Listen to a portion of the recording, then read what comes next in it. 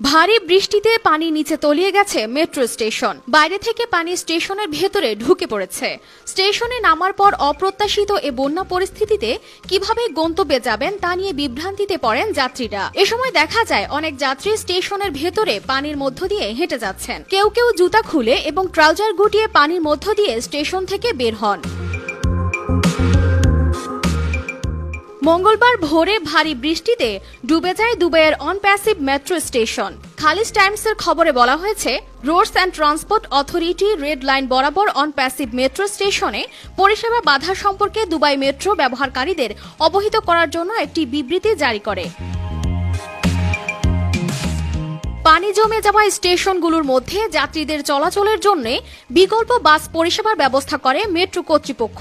সংযুক্ত আরব আমিরাতের দ্রুতগতির রেল ব্যবস্থা এই দুবাই মেট্রো। এর দুটি লাইন শহরের কেন্দ্রস্থলের ভূগর্ভে